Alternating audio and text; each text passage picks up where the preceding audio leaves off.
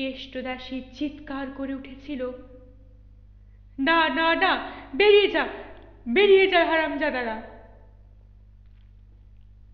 খিড়কির দরজায় চিৎকার, কয়েও কিছুকি মেরে দেখছিল ঘটনাটা। দেখে বিস্ময়ের ওপর বিস্ময় বেড়ে গিয়েছিল তার। মাঝির জন্যে দাস সরকারের কুঞ্জ থেকে ডুলি এনেছে। দাস সরকারের খাস পাইক কালু। কালুকে গালাগাল দিচ্ছে মাঝি, ডুলি ফিরিয়ে দিচ্ছে মাঝি, বলছে, বেরিয়ে যা হারামজাদারা, বেরিয়ে যা।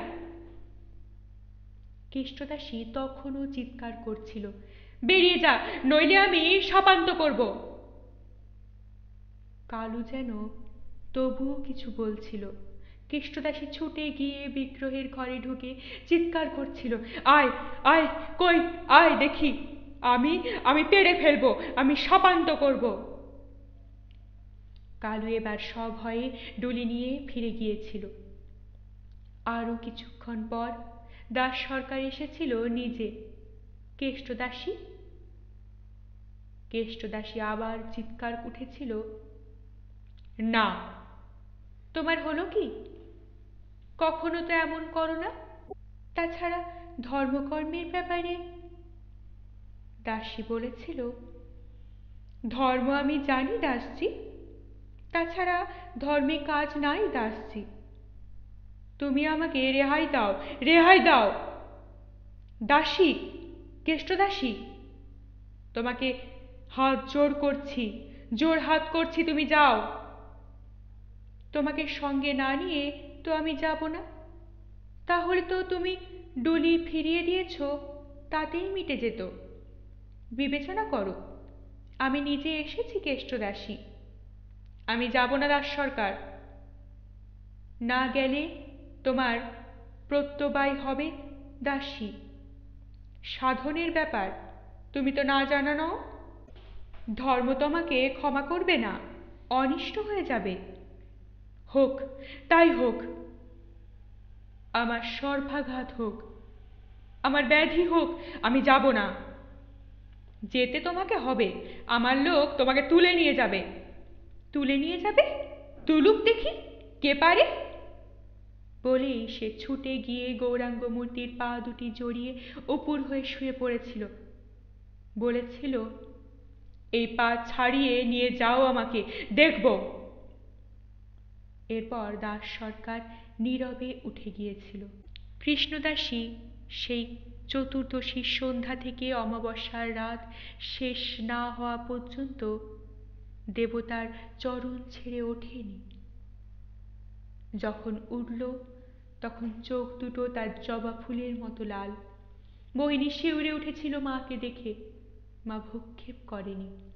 অজয় স্নান করে এসে প্যাটরা গুঁজে শাশুড়ির অর্থাৎ সিদ্ধ বাউল প্রেমদাসের সেবাদাসীর অতি জীর্ণ গেরুর কাপড়খানা পরে পুজোর ঘরে যেতে যেতে হঠাৎ থমকে দাঁড়িয়ে বলেছিল, মোহিনী, মোহিনী, আন তো জাতিখানা। মোহিনী হাত থেকে জাতিখানা নিয়ে নিজের চুলের প্রান্তভাগ তার হাতে দিয়ে বলেছিল, ধর। তারপর নিজের হাতে চুলের রাশি কেটে নিজের হাতে সেগুলি খিড়কির ডোবায় ফেলে দিয়ে এসেছিল। পাপ, পাপ, দে পাপ ছেড়ে ফেলে, যা দূর হ, ডোবায় ডুবে যা। তারপর বসেছিল পুজোয়। সে পুজো সেরে উঠেছিল 3 দিন পর। তাও নীল সংক্রান্তির গাজনের ঢাক বাজিয়ে বান গোসাইয়ে গাজনের ভক্তদের হাঁকে চমকে উঠে ফিরে না তাকালে উঠত কিনা সন্দেহ। সেদিন অনেক কাজ।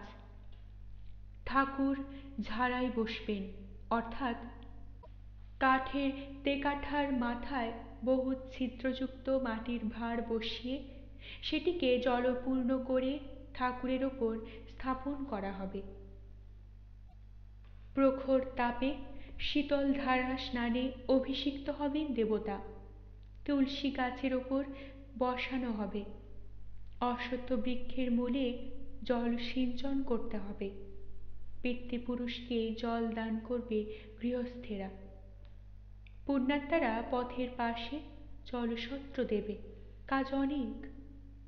সমস্ত কৃত্যগুলো সেরে সে বলেছিল, আমি দুপুরে যাচ্ছি গোসাই ঠাকুরের কাছে। মোহিনী আকাশের দিকে তাকিয়ে বলেছিল, এ রোদে যাবি মা? মা উত্তর দেয়নি, শুধু মেয়ের দিকে একবার তাকিয়েছিল মাত্র। তার সে দৃষ্টিতে বৈশাখের রোদের চেয়েও জ্বালা বেশি, তাপ বেশি। মোহিনী ভয় পেয়েছিল, আর কোনো কথা বলতে সাহস করেনি।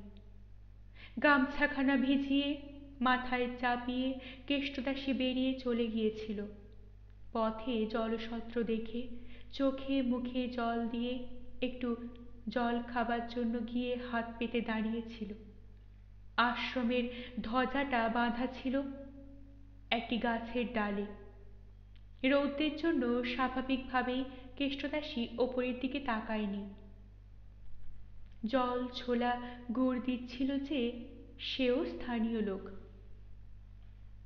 আশ্রমের সেবক দুজন অন্য একটি গাছতলায় কতগুলি লোকের জমায়েতের মধ্যে বসে একখানি পুঁথি পাঠে নিমগ্ন ছিল।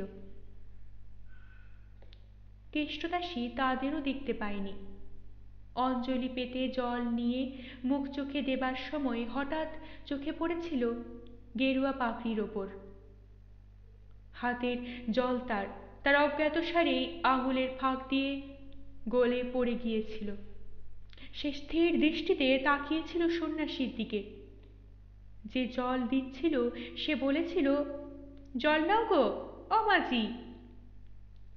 সাড়া দেয়নি কেষ্টদাসী। লোকটি আবার ডেকেছিল, মাঝি। এবার কেষ্টদাসী চিলে ছেঁড়া ধনুকের মতো সোজা হয়ে দাঁড়িয়ে চিৎকার করে উঠেছিল, বিষ, জল নয় বিষ। রাধাকে ওরা বনবাসে দিয়েছে, শ্যামের পাশ থেকে দূর করেছে। ওদের জলসত্রের জল খেও না, ইহকাল যাবে পরকাল যাবে, খেও না, বিষ বিষ বিষ। বৈশাখের প্রখর রৌদ্র চমকে উঠেছিল বোধহয় তার সে চিৎকারে। যারা গাছতলায় বসে পুঁথিপাঠ শুনছিল তারা চঞ্চল হয়ে উঠে দাঁড়িয়েছিল। তারপর কিছুক্ষণের মধ্যেই সে এক অদ্ভুত কাণ্ড। কোথা থেকে কে কাকে খবর দিলে সে কেউ বলতে পারে না। লোক জমে গেল দলে দলে। জলসত্রের জলের জ্বালা উল্টে দিলে, ছোলা ছড়িয়ে গুড় ছিটিয়ে ফেলে দিলে, ধ্বজাটা টেনে নামিয়ে ছিঁড়ে টুকরো টুকরো করে দিলে। খোল এলো, করতাল এলো, রাধা গোবিন্দের নাম সংকীর্তনে আকাশ মুখরিত হয়ে উঠল। লোকে বললে, মাঝির ভর হয়েছে, অর্থাৎ মাঝির মধ্য দিয়ে দেবতা কথা বলছেন। কয়েকজন আশ্রমের সন্ন্যাসীদের আলখাল্লা পাগড়ি ছিঁড়ে দিতে উদ্যত হয়েছিল, কিন্তু মাঝি বলেছিল, না, ওরা ফিরে যাক। সংকীর্তন নিয়ে কেষ্টদাসী ফিরেছিল ইলামবাজারের দিকে। দুপুর যাওয়ার কথা বোধ করি ভুলেই গিয়েছিল। সেখানে সারাদিন কীর্তন হবে। কেষ্টদাসী তখন নিজেও প্রায় আত্মহারা। সে গেয়েই চলেছিল, জয় রাধে জয় রাধে জয় রাধে। রাধে আমার মহাজন, শ্যাম সে ঘাতক রে। রাধে আমার বাড়িধারা, শ্যাম সে চাতক রে। রাধা আমার পূর্ণ চাঁদ, শ্যাম সে চকর রে। রাধা সে অমূল্য মণি, শ্যাম সে আকর রে। শ্যাম নব জলধর, রাধা সে বিজুরি রে। শ্যাম আমার নীল কমল, রাধা সে মাধুরী রে। রাধা ছাড়া শ্যাম নয়, শ্যাম ছাড়া রাধা নয়। রাধা গোবিন্দ জয়, জয় রাধা গোবিন্দ জয়। রাধা গোবিন্দ আমার নিখিল ভুবনময়, সকল ভুবনময়, সকল জীবনময়। কেষ্টদাসীর গানের প্রতিধ্বনি উঠছিল জনতার কণ্ঠে। আকাশ স্পর্শ করছিল সে ধ্বনি। গানের আখরের মাধুর্যে এবং গায়কদের প্রাণের আবেগে রাধা গোবিন্দের যুগল সত্তা সত্যই যেন ভুবনময় মূর্ত হয়ে উঠেছিল। সংকীর্তনের দল পথে পথে পরিপুষ্ট হতে হতে ইলামবাজারে এসে ইলামবাজারের মূল বাজার এবং বন্দর ঘাটকে পাশে রেখে জনুবাজারের পূর্ব প্রান্তে এসে যখন পৌঁছল, তখন সেখানে হৈ হৈ পড়ে গিয়েছে। ইলামবাজার এবং জনুবাজারের মধ্যবর্তী এই মাঠটির মধ্যে খানিকটা, মানে বেশ কয়েক বিঘা পতিত জমি নিয়ে একটি পুকুর। এই পুকুরটির চারপাশ ঘিরে শনিবার শনিবার সেখানে বসত গরু মহিষের হাট। কয়েকখানা চালা ঘরে কয়েকটি দোকান 12 মাসই থাকত সেখানে। 2-4খানা খালি চালা ঘর থাকত। হাটের দিকে জমিদারের লোক ওখানে বসে তোলা অর্থাৎ বিকিকিনির উপর একটা মাশুল আদায় করত। বাকি 2-3খানা ছিল এখানকারই বড় পাইকদার অর্থাৎ দালালদের আস্তানা। তারা এখান থেকে সওদা করে যেত বড় বড় হাটে, হিরণপুর, পাচুন্দি এবং খাস মুর্শিদাবাদ পর্যন্ত। শনিবারের দুপোহর হতে হতে ঠাঁইটার চেহারা হতো মহাভারতে বর্ণিত উত্তর গোগৃহের মতো। অন্য 6 দিন খাঁ খাঁ করত। তবে দুপুরের সময় পাশের সড়ক ধরে যারা যেত আসত তারা বিশ্রাম করত, মুড়ি চিড়ে খেত, তামাক সেবন করত, তারপর আবার চলে যেত। বৈশাখ জ্যৈষ্ঠে পুকুরটার জল বালুময় মাটির রন্ধ্রপথে অজয় টেনে নিত। জলের অভাব ঘুরত। মাধবানন্দের শিষ্যেরা এখানেও একটি জলসত্র খুলেছিল। হৈ হৈ সেইখানেই। অক্রূরের অনুচরেরা সেখানে তাণ্ডব শুরু করেছে তখন। অক্রূরের মস্তিষ্ক মাধবানন্দকে অপমানের উপায় উদ্ভাবনেই চিন্তান্বিত ছিল। কৃষ্ণদাসী তার মস্তিষ্ককে এ বিষয়ে সক্রিয় করে দিয়েছে সেদিন। ওই শর্তে সে মোহিনীকে দিতে প্রতিশ্রুতি দিয়েছে, কিন্তু নিজে সে শয্যাশায়ী, তাই এতদিন একটা কিছু করে উঠতে পারেনি। সাধারণ লোক হলে এতদিন যা হোক একটা কিছু হয়ে যেত, কিন্তু মাধবানন্দের আশ্রমবাসীরা সেদিন ওই নাগা সন্ন্যাসী হোক আর ছদ্মবেশী বর্গীই হোক, তাদের সাথে লড়াইয়ে যে শক্তির পরিচয় দিয়েছে তাতে থমকে দাঁড়াতে হয়েছে। সাধারণ লোক হলে অক্রূরের অনুচরেরা এতদিন কোন দিন হা রে রে শব্দ করে তার বাড়িতে হানা দিয়ে, ঘরে চালখানা উল্টে দিয়ে তাকে কাঁধে তুলে নিয়ে আসত এবং সারা ইলামবাজারের বাজারটা হয় কান ধরে নয় গলায় গামছা দিয়ে টেনে ঘুরিয়ে নিয়ে বেড়াত। নবাবী শাসন খুব কড়া। নবাব সুজাউদ্দৌলা শ্বশুর মুর্শিদ কুলি খাঁর শাসনকে ঠিক বজায় রেখেছেন, কিন্তু অক্রূর বলে बाबा नाम दिया वो तो अक्रूर है, लेकिन दुनिया बोलता हम क्रूर है। हाँ, क्रूर है, जबरदस्त सूर भी है, नेशा में मगज हरदम चूर है। काजी के दरबार दूर है, बहुत काजी हम देखा भी है, जेब में रुपया है, काजी गाजी पाजी सब कोई इसमें राजी है, फौजदार से सुबादार सब दरबार में, रुपया से क्या नहीं होता है।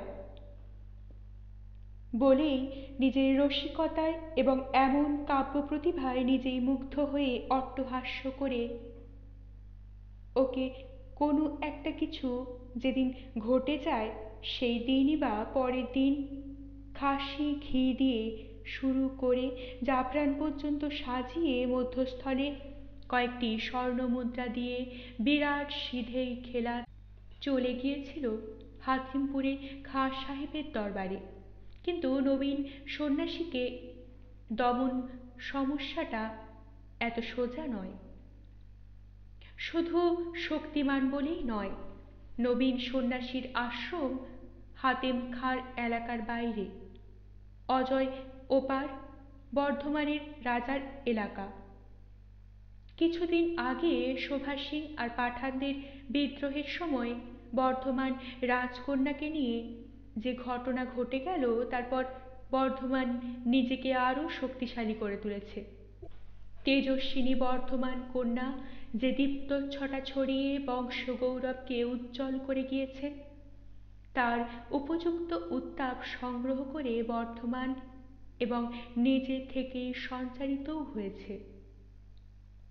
হঠাৎ সেদিন কিছুদিন আগে জলসত্র নিয়ে কৃষ্ণদাসীর বিচিত্র যুদ্ধকথা শুনে বিছানা চাপড়ে বর্বর চিৎকারে বাহা বাহা করে উঠেছিল অক্রূর। বাহারে মাঝি, বাহ বাহ বাহ। সঙ্গে সঙ্গে হাঁক পেড়েছিল, ওরে শুয়োরের বাচ্চা হারামজাদা কেলো। কেলোর দল অক্রূরের অষ্টপ্রহরের সঙ্গী। এই অসুখের মধ্যে তারা হাজির থাকত। গাঁজা টিপে তৈরি করে হুজুরকে খাওয়াতো, অশ্লীল গল্প বলতো, গান করত, পদ যন্ত্রণা লাঘবের জন্য কোমল হাতে হাত বুলাবার জন্য নারী সংগ্রহ করে আনত। অক্রূরের হাঁকে লাফ দিয়ে এসে দাঁড়িয়েছিল কেলে এবং বলেছিল, কি বলছো? যা, অভি যা। ওই গোহাটার সন্ন্যাসী বেটারা যে জলসত্র বসিয়েছে, দিয়ে আয় ভেঙে। আর সন্ন্যাসী বেটাদের কেটে কুটে পুঁতে দেবো অজয়ের গাবায়। দিবি? তুমি বললেই দেবো। বেটাদের বন্দুক আছে রে, তার চেয়ে কান মোলে মাথায় চাঁটি পাছায় লাথি মেরে ভাগিয়ে দিয়ে আয়। নাকগুলো বেটাদের ঘষে দিবি। কৃষ্ণদাসীর কীর্তনের দল যখন ওই হাটের কাছে এসে পৌঁছেছিল, তখন কেলোর দল ওই তাণ্ডবে মেতে নৃত্য করছিল। কৃষ্ণদাসী থমকে দাঁড়িয়ে গিয়েছিল। বর্বর অক্রূরের এই পাষণ্ড অনুচরের দল এই অত্যাচার করছে নবীন সন্ন্যাসীর অনুচরদের ওপর। সে ভুলে গিয়েছিল যে এ অনুরোধ সেই করেছিল, তার প্রতিবাদ রাধার অপমানের জন্য, তার মর্মে আঘাতের জন্য। অক্রূরের কি অধিকার? এই পাষণ্ডেরা কিসের জন্য এ তাণ্ডব করছে? কেন করবে? সেই নবীন সন্ন্যাসীর অপমান হবে অক্রূরের হাতে? সব গোলমাল হয়ে গিয়েছিল কৃষ্ণদাসীর। অন্তরাত্মার তাড়নায় সে চিৎকার করে উঠেছিল, ধ্বংস হয়ে যাবে, সব পুড়ে ছারখার হয়ে যাবে। ঘোড়া ছুটিয়া আসবে যমদূতেরা, রক্ত গঙ্গা বয়ে যাবে। ওই সন্ন্যাসীদের রক্তপাত হলে সর্বনাশ হবে। রক্ত গঙ্গা, আগুন, মহামার, মহামারী, সাবধান সাবধান সাবধান। অবাক হয়ে গিয়েছিল দলের লোকেরা। কেলে সর্দার অক্রূরের অনুচর, সে সহজে দমে না। সে হি হি করে হেসে বলেছিল, তুমিই তো বলেছ গো। তার পুরো বক্তব্যটা ছিল এই যে, তুমিই তো বলেছ গো অক্রূর সরকারকে, এ আবার এখন কি বলছো? কিন্তু অধীর অস্থির মস্তিষ্ক কৃষ্ণদাসী তার মুখের কথা কেড়ে নিয়ে কথা শেষ করতে না করতেই বলে উঠেছিল, ওরে পাপের অনুচর প্রেত, ওরে নরকের আগুনের কালি, ধর্মের ভুল ভ্রান্তির প্রতিকার করবি তোরা? মন্তর ভুল হয়েছে বলে হোমের ঘিয়ের আহুতি জ্বালবি তোরা? সরে যা, দূরে যা, পাপ পাপ মহাপাপ। জ্বলে যাবে, জ্বলে পুড়ে ছারখার হয়ে যাবে দেশ। ঘর বাড়ি ক্ষেত খামার ওই বন দাউ দাউ করে জ্বলবে। দলে দলে যমদূত আসবে রে, ঘোড়ার খুঁড়ে খুঁড়ে ধুলো উড়িয়ে সব ঝাপসা হয়ে যাবে, তারপর রক্ত গঙ্গা রক্ত গঙ্গা। বলতে বলতে তার চোখ হয়ে উঠেছিল বিস্ফারিত, নাকের পেটি দুটো থরথর করে কাঁপছিল, হাতের আঙুলগুলি মুষ্টিবদ্ধ হয়ে গিয়েছিল যেন আপনা আপনি। মনে হচ্ছিল জ্ঞান হারিয়ে পড়ে যাবে এখনই। জ্ঞান হারাবে নয়, জ্ঞান যেন ওর হারিয়েই গেছে। এত লোক দাঁড়িয়ে, এই লোকে আর সে নেই এখন। কোনো অলৌকিক লোকে দাঁড়িয়ে ওই বিস্ফারিত চোখে দিব্য দৃষ্টির মতো দৃষ্টিতে এক বিচিত্র জগৎ থেকে কথা বলছে। সে জগতে সকল কর্মের ঘাত প্রতিঘাতের ক্রিয়া প্রতিক্রিয়া বর্তমান ভবিষ্যৎ পটুয়াদের পটের মতো খুলে যাচ্ছে। সাধারণ মানুষদের কথা থাক, এবার ভয় পেয়েছিল ওই কেলে সর্দার পর্যন্ত। একই মূর্তি, মাঝির এমন মূর্তি সে তো কখনো দেখেনি। কতদিন মাঝি সময়ে অসময়ে তাকে শাসিয়েছে, বলেছে আমি ডাকিনী বিদ্যে জানি কেলে, সাবধান। কেলে ভয় করেছে, আবার করেনি, এবং ভয় করা বা না করা দুটো দিকেই কোনো একটা দিক নিয়ে খুঁট পেতে দাঁড়াবার প্রয়োজনও হয়নি। অর্থাৎ সব সময়ই একটা মিটমাট হয়ে গেছে। আজ তার নিশ্চিত বিশ্বাস হলো মাঝি ডাকিনী মূর্তি ধরেছে। সে ভয়ে পিছিয়ে গিয়ে বলেছিল, আচ্ছা আচ্ছা, আমরা চলে যাচ্ছি চলে যাচ্ছি, আয় আয় রে, সব চলে আয় চলে আয়। আশ্রমের কর্মীরাও উন্মাদিনীর মধ্যে এক দিব্য মূর্তিকে যেন প্রত্যক্ষ করেছিল।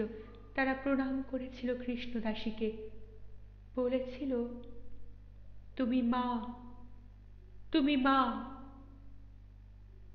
কৃষ্ণদাসী এবার আকস্মাৎ হা হা করে কেঁদে উঠেছিল এবং মুহূর্ত কয়েক হা হা শব্দে আকাশ বিদীর্ণ করে কেঁদেই মাটিতে লুটিয়ে পড়ে জ্ঞান হারিয়েছিল। সে জ্ঞান তার ফিরেছিল প্রায় প্রহর খানেক পর। তখন নাম সংকীর্তনে সমাগত লোকেরা তাকে ধরাধরি করে তার আগ্রায় এনে শুইয়ে দিয়েছে। মোহিনী একান্তভাবে অবোধ মেয়ে, তার বয়সের অনুপাতেও বোধশক্তি পরিপুষ্ট হয়নি। সে ভয়ে প্রায় স্তম্ভিত নির্বাক হয়েই বসেছিল, শুধু কাঁদছিল। প্রাচীন বৈষ্ণবেরা এসে বসেছিল। তারা সকলেই তাদের ধারণা অনুযায়ী বলেছিল, দশা দশা হয়েছে কৃষ্ণদাসীর। এত বড় সিদ্ধপাঠের মহিমা যাবে কোথায়? উঠোনে সংকীর্তনের বিরাম ছিল না। জয় রাধে জয় রাধে জয় জয় রাধে। বাঁশরি বাজায়ে শ্যাম রাধা নাম সাধে, রাধে রাধে জয় জয় রাধে। মন কাঁদে, প্রাণ কাঁদে, তিন ভুবন কাঁদে, রাধে রাধে রাধে জয় রাধে জয় রাধে জয় রাধে। এরই মধ্যে কৃষ্ণদাসী এক সময়ে চেতনা পেয়ে উঠে বসেছিল, কিন্তু তখন সে প্রায় বদ্ধ উন্মাদ। অসংবৃত কেশবাস রূপসী কৃষ্ণদাসী উঠে দাঁড়িয়ে বলেছিল, আমি রাধা, আমি কলঙ্কিনী, আমি সামান্না, আমি গোপ নারী, তোমার গরবে আমি গরবিনী। তুমি আমাকে ধুলোয় লুটিয়ে দিলে, আমি যে তোমার জন্যই চন্দন মাখি অঙ্গে, সেই অঙ্গে ঢেলে দিলে কলঙ্কের কালি। বলতে বলতে আবার হা হা করে কান্না। সে কি কান্না! আজীবন না হোক আযৌবনী কৃষ্ণদাসী পাপিষ্ঠা, কিন্তু ওই পাপিষ্ঠার মরুভূমির মতো অন্তরে কোথায় ছিল ফল্গুর মতো অপরূপের তৃষ্ণার স্নিগ্ধ একটা প্রবাহ। দেহ সম্ভোগের লালসা বিক্ষুব্ধ লবণ সমুদ্রের মতো জীবনের মধ্যে কোথায় ছিল প্রেম কামনার অনির্বাণ বহ্নি শিখা। আর জীবনের ঘাত প্রতিঘাতে মরুভূমি বিদীর্ণ হল, সমুদ্র শুকালো, বয়ে গেল একটি নির্ঝরিণী প্রবাহ, তারই তীরে জ্বলে উঠল একটি হোমকুণ্ড। কৃষ্ণদাসী পাগল হয়ে গেল। কয় বরাবরই তাদের কাছে কাছে আছে। মাঝি মোহিনীকে দুজনকেই সে ভালোবাসে। সে ভালোবাসা জন্তুর মতো ভালোবাসা। যদি কেউ বলে কুকুর বেড়ালের মতো, তো বলার কিছুই নেই। বলেও লোকে, পুরুষেরা বলে আকড়ার কুকুর, মেয়েরা বলে কুকুর নয়, কেষ্টদাসীর হুলো বিড়াল। ঘেউ ঘেউ নয়, ম্যাও ম্যাও ওর ডাক, মরণ। মেনি মোহিনীর গা চেটেই পোড়ার মুখর সুখ। কয় শুনতে অবশ্যই পায়, কিন্তু বলে না কিছুই। খুব খোঁচালে বলে, কয় কয়, কুকুরও না বেড়ালো না, কেষ্টদাসী বেলগাছ, মোহিনী বেল, বাসা বেঁধে বেলগাছে আছি, বোধ হয় আর জন্মের কর্ম ফের। তারপর ভেবে চিনতে আবার বলে, আর জন্মে ব্রহ্মদত্তী ছিলাম, মরে কয় হয়েছি, বেলগাছ ছাড়া তাই মন ওঠে না। তোদের চামড়ার মুখে যা আসে বলে যা, তবে মোহিনীর কথা বলিস নে, পাপ হবে। বেলের নাম শ্রীফল। মা লক্ষ্মী নিজের স্তন কেটে শিব পূজা করেছিল। ওতে কয় কখনো ঠোকর মারে না, পাকলেও ও গন্ধ কয়র ভালো লাগে না। আমি যে ন্যাড়া বেটারা বেলের লোভে আঁকশি নিয়ে আসে, তাদের মাথায় টোকর মারি, বাস। কয় সেদিনও মাঝির পাশেই ছিল। পয়লা বৈশাখ, বহু স্থানে বহু দান, বহু সেবা, বহু ভোগ। কয় সকাল থেকে ঘুরে ঘুরেই বেড়াচ্ছিল। আগের দিন চৈত্র সংক্রান্তিতে ছাতু খেয়েছিল পেট পুরে। সকালে একটু অগ্নিমন্দা ছিল, তাই এখানে ওখানে ওই ইলাম বাজারের শশা, বাতাসে গুড়, ছোলা ভেজে খেয়েই তৃপ্ত ছিল। ঠিক করেছিল আরও একটু বেলা চললে, অর্থাৎ দুপ্রহরের কাছাকাছি হলেই যাবে সুপুরে, সিদ্ধপুরুষ আনন্দ ঠাকুরের ওখানে গিয়ে এঁটো কাটায় তৃপ্ত হয়ে আসবে। তবে ঠাকুর বৈষ্ণবদের শিরোমণি। মাঝিরও বাবার বাবার মতো বাবাজি। ওর ঘরে এঁটো আছে, কাঁটা নেই, একেবারে নিরামিষ। তা হোক, বছরের প্রথম দিন, সিদ্ধপুরুষের গোবিন্দের প্রসাদ। আর কয় হলেও কয় তো বৈষ্ণব বটে, আজ নিরামিষই ভালো। শুক্তো বড়ি ভাজা আর গুড় অম্বল যা মধুর, তাতে ওর কাছে আমিষের কাঁটা কোথায় লাগে। হঠাৎ মাঝি গামছা মাথায় বের হলো।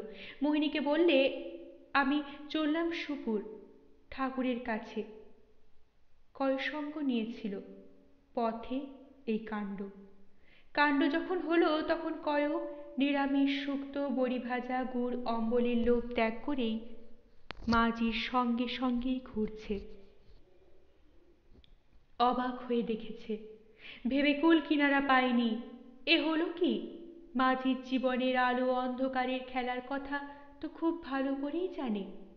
এ যে সব একাকার হয়ে গেল। মাঝি যদি অক্রূর সরকারের বাহন ওই কেলে সরকারের তাণ্ডব দেখে নৃত্য করত, তবে সে বিস্মিত হতো না। সূর্যে গ্রহণ লাগে, অন্ধকার আলোকে গিলে ফেলতে চায়। সর্বগ্রাসী গ্রহণও দেখেছে সে। অজয়ের ঘাটে লোকে যখন হরিনাম করছে, স্নান করেছে, কয় তখন একটা ভূষো কালি মাখানো কাঁচ চোখের সামনে ধরে গ্রহণ দেখেছে, সেই গোড়া থেকে শেষ পর্যন্ত। আর অন্ধকারকে মনে মনে প্রণাম করে বলেছে, হাঁ, তুমি জিন্দে বটো? বাপরে বাপরে, অমন সাক্ষাৎ আগুন সূর্যকে গপ করে গিলে ফেললে, তবে ভাগ্যে উগরে দাও। সঙ্গে সঙ্গে রামায়ণের কথা মনে পড়ে। বীর হনুমান নাকি সূর্যকে বগলে ভরে রেখেছিল। অবশ্যই সূর্যির তাতে সায় ছিল, তা থাকুক, কিন্তু সূর্যি তো বটে। বৈশাখ মাসে অজয়ের বালির আঁচে ধান পড়লে ক্ষয়ী হয়, মানুষ পরে ৩-৪টে কাত ফিরলে ঝলসে কালো হয়ে যায়। বাবা, সেই সূর্যি! মনে মনে সে হনুমানকেও প্রণাম করে, আর বুঝতে পারে পশ্চিমা আলোয়ানগুলোর জোর কেন এত বেশি, ওই মহাবীরের চেলা বলে। কিন্তু আজ মাঝির এ কি হলো? অন্ধকারের মতো আলোকে গিলতে এলো, এসে আলোর তেজে পুড়ে ছাই হয়ে গেল নাকি? মাঝির চোখে এত জল ছিল কোথায়? কিন্তু এ যে পাগল হয়ে গেল। চকিতে একদিন মনে হয়ে গেল একটা কথা, ওই যে নবীন সন্ন্যাসীর মহিমা। সন্ন্যাসীর কাছে যে অপরাধ করেছে, কেষ্টদাসী তারই শাস্তিতে পাগল হয়ে গেল, আর তারই মহিমাতে তার সব অন্ধকার কালো কাপড়ের মতো পুড়ে ছাই হয়ে গেল। মধ্যে মধ্যে একবার কেষ্টদাসী বলেও উঠেছে, মনির ছটা দেখে বিষধরের কথা ভুলে আমি কেন হাত বাড়িয়েছিলাম রে? জ্বলে গেল বিষে, আমি জ্বলে গেলাম। তার অর্থ অন্যে কে কি করে তা কয়ও জানে না, কিন্তু তার সঠিক অর্থ কয়ও জানে। সে কারণেই সে প্রশ্ন করতে এসেছে মাধবানন্দকে, প্রতিকার ভিক্ষা করতে এসেছে। মাধবানন্দ সমস্ত শুনে যে কথা বললেন সে তার মনোভূত হল না, বিশ্বাস হল না। সন্ন্যাসী তাকে ছলনা করলেন, বললেন, না কয়, আমি সিদ্ধ পুরুষ নই। মোহিনীর কথা বলে তার জন্যে সে করুণা ভিক্ষা করলে। হায় সিদ্ধ পুরুষ, তুমি তো সব জানো, তবু তোমার করুণা হলো না। মোহিনী সত্যি কেষ্টদাসীর মেয়ে কিনা এ নিয়ে কয়ও সন্দেহ হয়, এ নিয়ে কয়েরও সন্দেহ হয়। সন্দেহ হয় হয়তো কোনোদিন অজয়ের ঘাটে সেই ভোরের বেলা স্নান করতে গিয়েছিল কেষ্টদাসী। সেই লগ্নে এক পদ্ম পাতার ওপর ভাসিয়ে দেওয়া মেয়ে এসে কেষ্টদাসীর গায়ে ঠেকেছিল, রাধার মতো। রাধাও নাকি এক ফুটন্ত পদ্ম ফুলের মধ্যে জন্মে ফুলেরই মতো ফুটেছিলেন। মোহিনী তেমনি মেয়ে। মাটির সংসারে ধুলো মাটিতে এরা মলিন হয় না, দুঃখ পায়। ঠাকুর, নবীন সন্ন্যাসী তুমি, পাথর, এতটুকু করুণা হল না তোমার? মায়া হল না? কয় জীবনে বোধ করি দীর্ঘ নিঃশ্বাস কখনো ফেলেনি, আজ সে সম্ভবত প্রথম দীর্ঘ নিঃশ্বাস ফেলল। তারপর ফিরল। সন্ধ্যা হয়ে আসছে, তার আর দেরি করবার উপায় নাই। আগে সে উড়ো কাক ছিল, বাসা ছিল না, এখনো তার বাসা নাই, কিন্তু কেষ্টদাসীর আকড়ার ডালে না বসলে তার প্রাণ ছটফট করে। গাছের তলায় মোহিনী পড়ে আছে, পুরাণের গল্পে শোনা সেই এক অপ্সরার ফেলে দেওয়া মায়ের মতো। সে মেয়েকে শকুনে পাখা দিয়ে ঢেকে রেখেছিল, কয় মোহিনীকে আগলায়। কেষ্টদাসী সারা রাত্রি উঠোনে বেড়ায় ডাকিনীর মতো বাট বয়ে। বর্বর অক্রূর অনেকটা নাকি সেরে উঠেছে এই 2 মাসে। লাঠি ধরে ঘরের উঠোনে বেড়াচ্ছে এবং গালাগাল দিচ্ছে কেলেদের। কেলে বলেছে, মাঝির সামনে আমি যাব না ছোট সরকার, তুমি চলো, তুমি সামনে দাঁড়াবে, আমি মোহিনীকে পটাশ করে কচি লাউ ছেঁড়া করে কাঁধে ফেলে চলে আসবো, সামনে আমি যাব না। ও বাবা, কাপড়খানা টেনে খুলে ফেলে দেবে আর আমার খালখানা ছড়ছড় করে ছড়া পাঁঠার মতো টেনে ছাড়িয়ে নেবে, বাপরে। কথাটা মিথ্যা নয়। তার সাক্ষী জয়দেব কেন্দুলি যাবার পথের পাশে হেলে পড়া অশ্বত্থ গাছটা। কেলে ডোমের ঠাকুরদাদা জানত ডাকিনী বিদ্যা। সে তার এক সাঙ্গাতের সঙ্গে এক পূর্ণিমার রাত্রে ঠ্যাঙা হাতে বসেছিল। তখনও কলিখার নবাব হয়ে বসেনি। ঠ্যাঙারের কাল। ডাকাতি ব্যবসার খুব ফলাও অবস্থা। পথে রাহাজানি দিনের বেলাতেও চলত। কেলের ঠাকুরদাদার ঘরে তখন 2টো পরিবার, একটা রক্ষিতা। শাহী জওয়ান আর গুণীর বিদ্যেতের তেমনি ডাকসাইটে গুণীন। পথে লোক ছিল না। তাকিয়েছিল আকাশের দিকে। আশ্বিন মাসের ধোয়া মোছা আকাশ 16 কলায় ঝলমলে চাঁদের আলোয় সে যেন দুধসাগরে বান ডেকেছে। হঠাৎ একটা শোঁ শোঁ শব্দ উঠল। তার মনে হলো যেন একটা প্রকাণ্ড পাখি পাখা মেলে উড়ে যাচ্ছে। কেলের ঠাকুরদাদা হেসে বলেছিল, কি বলতো? সাঙ্গাত বলেছিল, তাই তো রে, কি পাখি বল দেখি? পাখি নয়, ডাকিনী, গাছে চড়ে উড়ে চলেছে। সাঙ্গাত বলেছিল, মিছে কথা, সব তোর ধাপ্পা, ওই ডাকিনী বিদ্যে শুদ্ধ তোর ধাপ্পাবাজি। কই, কখনো তো পেমান দিস নাই, পাখিকে বলে ডাকিনী? মদের মুখে গালাগাল হয়ে গিয়েছিল। কেলের ঠাকুরদাদা বলেছিল, তবে দেখ শালা, চোখে দেখ, বলেই হেঁকেছিল মন্তর। বিচিত্র কাণ্ড। বিরাট পাখিটা চলেছিল সোজা তীরের মতো পূব থেকে পশ্চিমে। সেই আকাশে পাক খেতে শুরু করেছিল, যেন ঘুরতে শুরু করলো এবং নামতে লাগলো ধীরে ধীরে। সাঙ্গাত অবাক।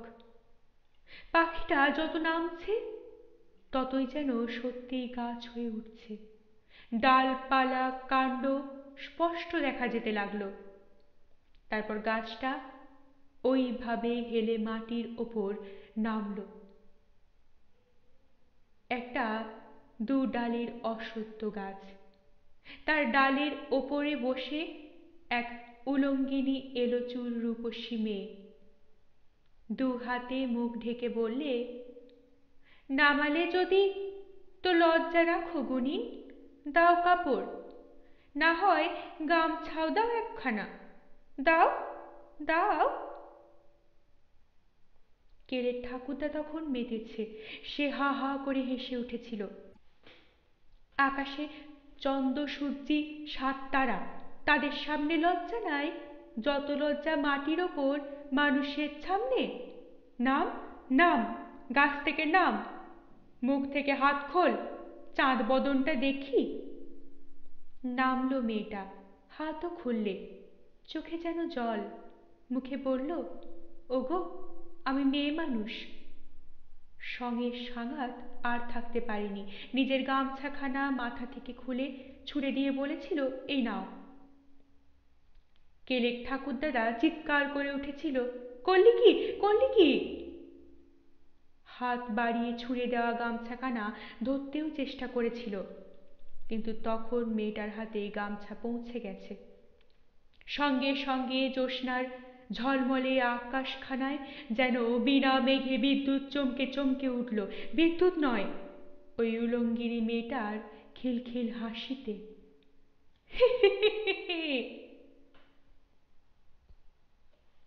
ওপারের গড় জঙ্গলের শাল বনের পাতায় পাতায় সে হাসি বাতাস তুললে।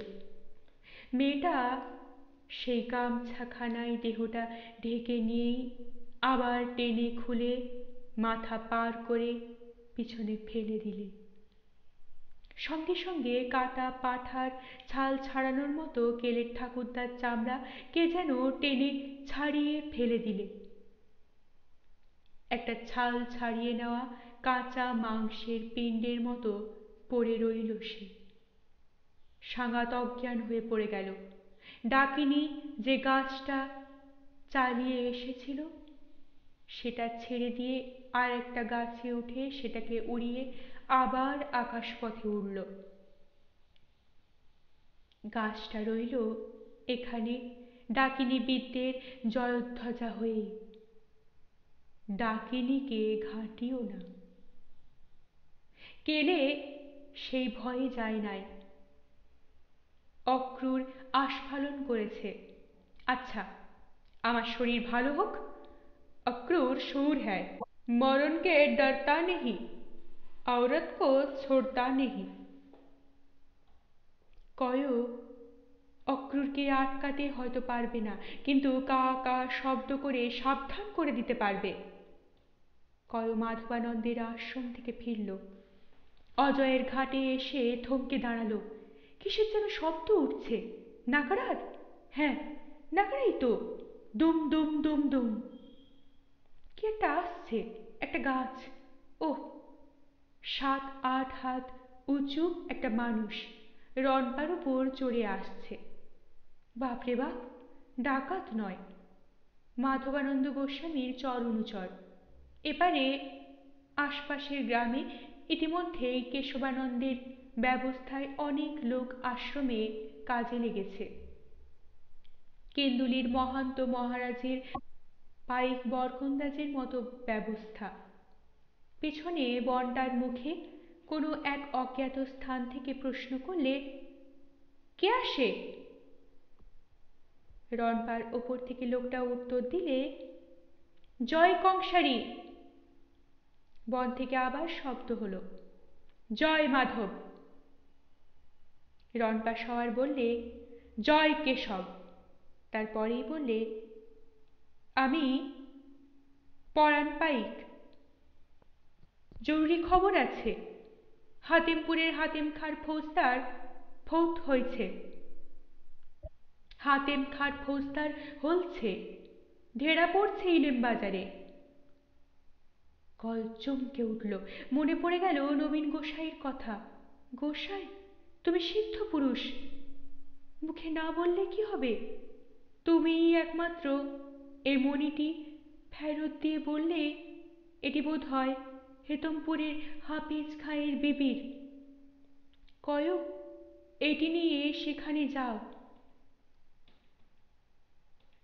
এই তো বললে, এই তো। আবার বলো, তুমি সিদ্ধ পুরুষ নও। ভালো লাগলে অবশ্যই লাইক করবেন, শেয়ার করবেন। পরবর্তী পর্বে চোখ রাখতে চ্যানেলটিকে অবশ্যই সাবস্ক্রাইব করবেন ও প্রতিটি পর্ব মিস না করার জন্য বেল আইকনটি প্রেস করবেন। আপনাদের অভিমত কমেন্ট বক্সে অবশ্যই জানাবেন। অনেক ধন্যবাদ। নমস্কার।